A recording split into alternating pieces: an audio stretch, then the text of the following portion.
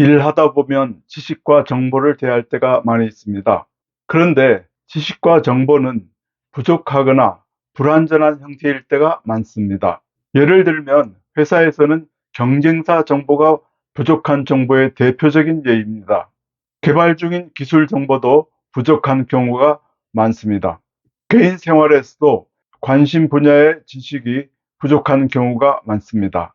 이럴 때 지식과 정보가 부족하다고 포기하지 말아야 합니다. 지금 보유한 지식이나 정보를 잘 배열하거나 정리하거나 또는 논리적인 판단을 하면 추가적인 정보를 만들 수 있습니다. 흔히들 영특한 어린아이에게 하나를 가르치면 10개를 안다 하는 말을 하곤 합니다. 그런 일을 실제 체험할 수 있습니다. 먼저 단순한 사례를 말씀드리겠습니다. 관찰을 잘하고 상상력을 발휘하여 부족한 정보를 온전한 정보로 만들 수 있는 경우입니다. 이 그림을 봅시다. 무슨 글자가 있는데 알아보기 힘듭니다. 이 불완전해 보이는 정보를 이용해서 온전한 정보를 만들거나 불완전하더라도 이보다는 더 알아볼 수 있는 것으로 판단할 필요가 있습니다. 주의 깊게 살피거나 상상력을 발휘하면 내용을 알아낼 수가 있습니다. 물론 정보가 더 공개되면 알아보기가 쉽습니다. 다음 그림의 예가 그렇습니다. 다음 그림은 원 글자입니다. 예, 한계 돌파이죠. 예, 보셨듯이 부족한 정보로도 상상력을 잘 발휘하면 온전한 정보로 만들 수 있다고 말씀드렸습니다. 온전한 정보가 아니어도 지금보다는 더 자세한 정보로 만들 수 있습니다. 앞의 예는 단순한 예입니다. 이제는 정리를 잘하고 논리적인 사고를 발휘하여 정보를 완성시키는 연습을 제시합니다. 이하 내용의 출처를 밝혀둡니다. 멜 실버맨이 쓰고 매크로힐에서 출판한 컨설턴트 툴킷에서 가져온 내용입니다. 연습할 내용의 제목은 논리 퍼즐입니다. 먼저 상황을 말씀드리겠습니다. 글렌 마커 박사는 고성과 팀에 관한 회의를 구상하고 있습니다. 그는 5명의 명성 높은 박사 연구원을 초청했는데 암스트롱, 베넷, 콜린스, 달턴, 에드워즈입니다.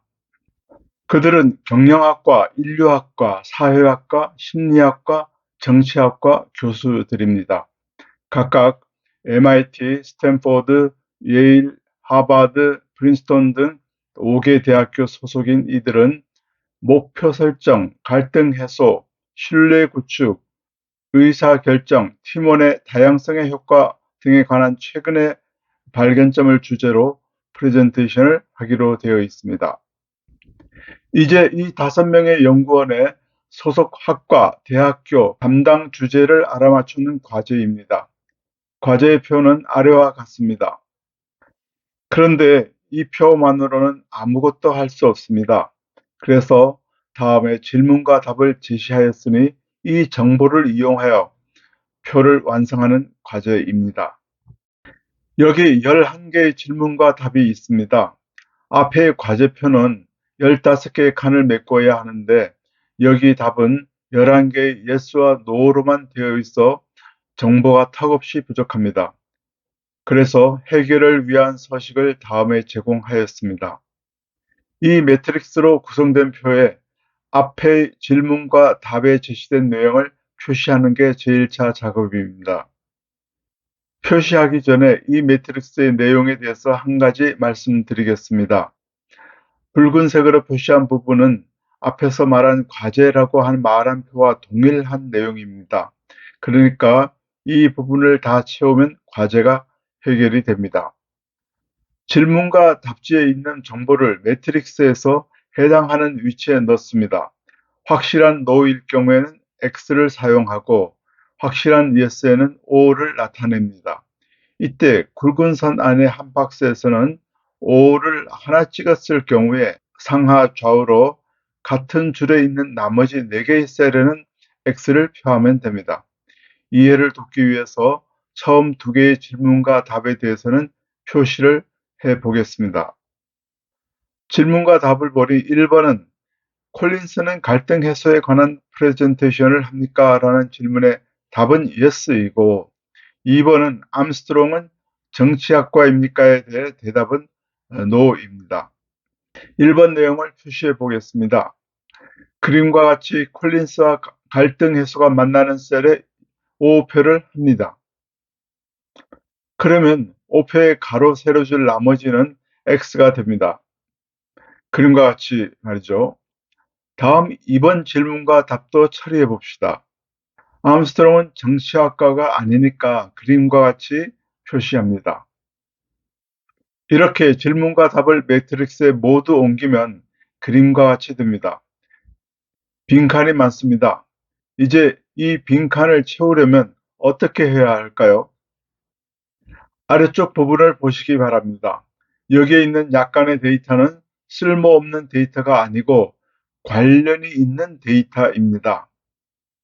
그래서 관련 주변 데이터라고 하겠습니다. 이제 이 데이터를 이용해야 합니다. 한 예로 화살표로 표시한 부분을 봅시다. 인류학과 담당 교수가 의사결정에 관한 프레젠테이션을 한다고 되어 있습니다. 그런 다음 이 데이터를 이용하여 위의 빈칸을 봅시다. 왼편의 의사결정을 담당하지 않는 교수는 인류학 교수가 아니고 오른편에서 인류학 교수가 아닌 사람은 의사결정을 담당하지 않습니다. 이 사실을 표시하면 푸른색 박스 안에 내용이 됩니다. 그렇게 하고 나니 의사결정 칼럼 중 빈 셀은 O 표시를 할 수 있게 되고 인류학 칼럼에서도 남는 셀이 O가 됩니다.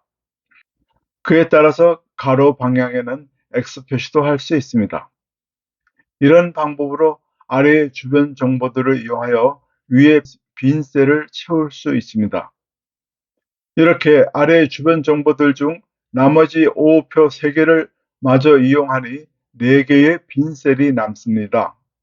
이때 빈 셀이 있는 프린스턴 아래쪽 O를 한 번 더 이용합니다.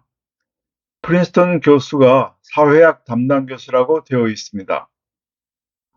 그래서 다시 위로 올라가 보면 사회학 교수가 콜린스이고 그는 프린스턴 교수라고 표시할 수 있습니다.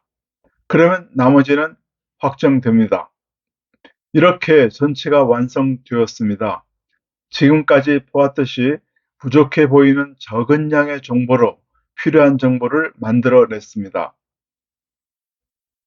보셨듯이 부족한 정보로도 필요로 하는 정보 형태로 완성하였습니다. 이와 같이 보유하고 있는 지식이나 정보가 부족할지라도 논리력을 발휘하거나 정리 또는 배열을 잘하면 원하는 지식과 정보 수준으로 끌어올릴 수가 있습니다. 새로운 지식과 정보도 중요하지만 지금 보유하고 있는 정보를 잘 활용하시기 바랍니다.